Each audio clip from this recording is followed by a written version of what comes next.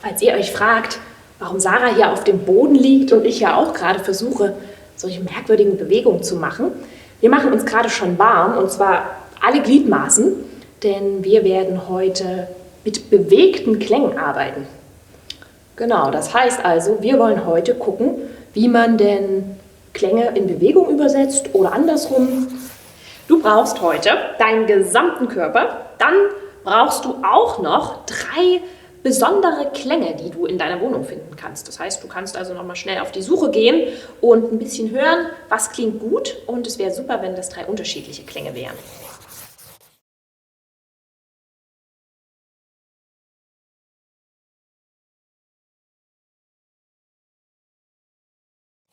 Annegret und ich haben uns 3 Klänge aus der Küche zusammengesucht. Die liegen jetzt hier vor uns auf dem Boden und diese Klänge lassen sich jetzt auch in Bewegung übersetzen. Das werden wir euch gleich zeigen. Und Annegret, such dir doch mal den ersten Klang aus.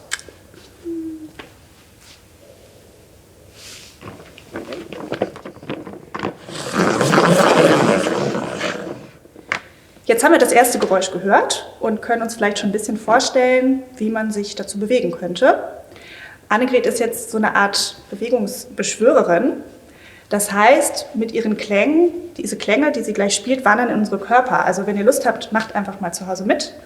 Und wir schauen mal, was in unseren Körpern so passiert, wenn wir die Klänge hören. Dabei wandert Annegret gleich von oben nach unten. Das heißt, so wie am Anfang bewegen wir nur einzelne Körperteile, da wo das Geräusch gerade steht.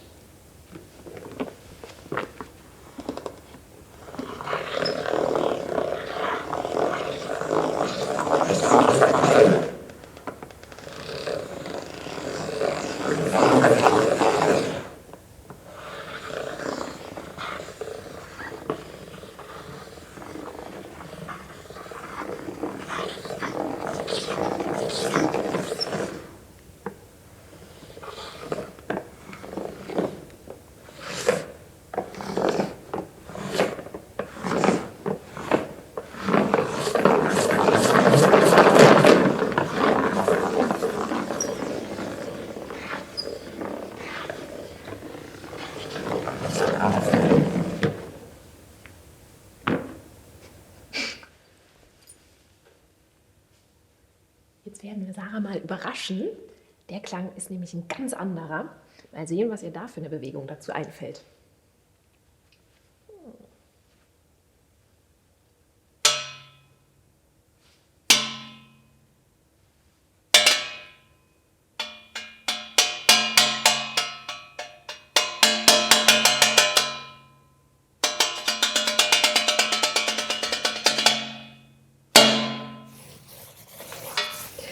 Ich habe mir jetzt hier noch ein neues Instrument dazu gestellt, und gerade haben wir das ja so rum gemacht, dass Sarah sich zu den Klängen der Kehrschaufel bewegt hat. Und jetzt wird Sarah zur Klangbeschwörerin, und wir machen das Ganze andersrum und ja, mal sehen, ob das funktioniert. Sarah bewegt sich und ich versuche, die Klänge dazu zu machen. Ich benutze jetzt mal nur meinen Oberkörper, meine Arme, damit es nicht ganz so schwierig für Annegret wird. Ja, das ist gut.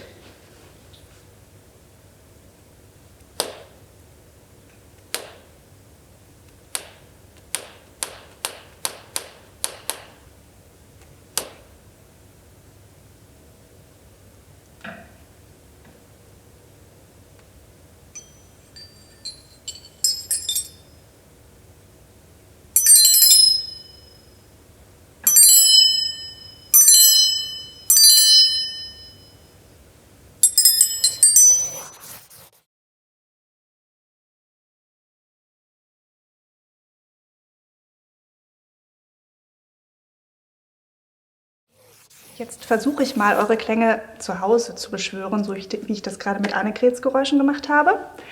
Das heißt, eure Instrumente, die ihr vor euch habt, werden jetzt zum Klingen gebracht durch meine Bewegungen. Und mal gucken, was dabei rauskommt. Ihr werdet die Bewegungen wiedererkennen.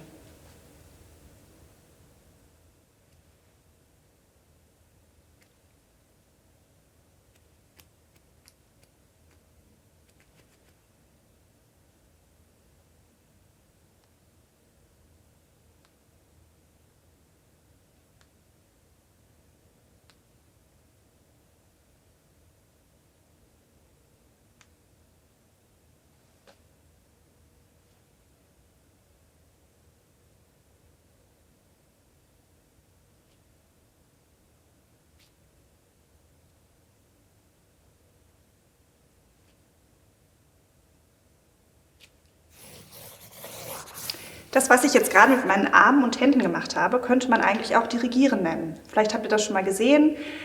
Vor einem Orchester steht immer eine Person, die auch mit den Händen die Musikerinnen und Musiker eigentlich beschwört, könnte man sagen. Und ich probiere das jetzt nochmal aus mit Annegrets Stimme, ob ich die auch beschwören kann. Das heißt, ich benutze die gleichen oder ähnliche Bewegungen und wir hören und sehen mal, was da für Klänge aus Annegret herauskommen. Ihr könnt gerne mitmachen. Zick. Zick. Zick, zick, zick, zick, zick, zick, zick, zick, zick. Zick, zick, zick, zick.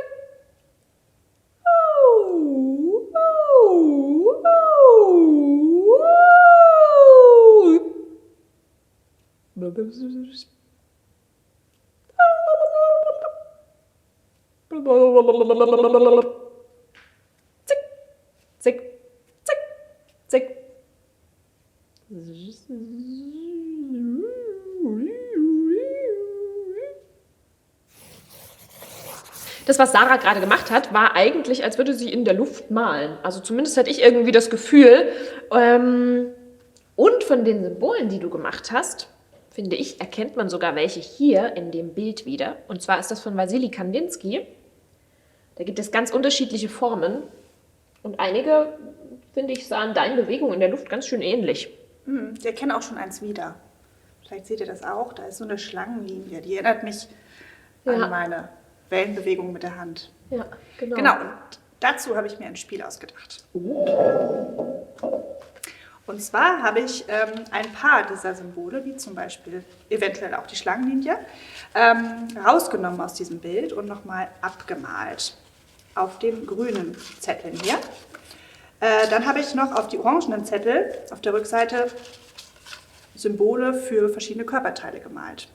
Das heißt, eventuell ist da ein Fuß drauf oder der Arm, so ein bisschen wie wir am Anfang auch unsere Körperteile einzeln bewegt haben. Und ich ziehe jetzt gleich mal 2 Zettel aus dieser Box, also einen orangen und einen grünen. Das heißt, ich bekomme ein Körperteil und eine Form, die ich dann in Bewegung umsetzen muss. Und Annegret und ihr zu Hause könnt dann mal raten, welches dieser Formen ich wohl in Bewegung übersetzt habe.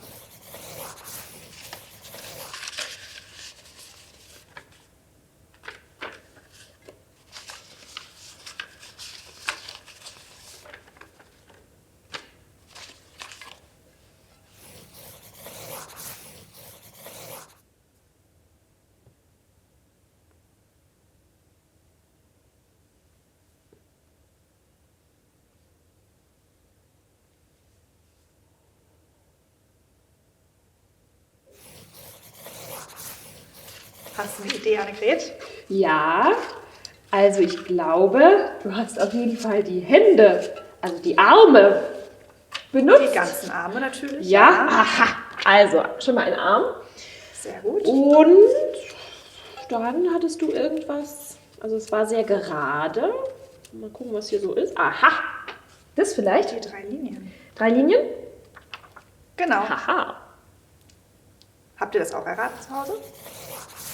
Ihr könnt bei dem Spiel jetzt natürlich auch noch ein bisschen variieren. Die Karten, wo nämlich eure ganzen Körperteile drauf sind, die kann man nämlich auch super austauschen, nämlich mit euren ganzen Instrumenten, die ihr euch gesucht habt. Das heißt also, diese Symbole, die da zu sehen sind, kann man auch mit diesen verschiedenen Klängen übersetzen. Genau. Und dafür müsst ihr natürlich nicht diese Form benutzen, die wir uns ausgesucht haben.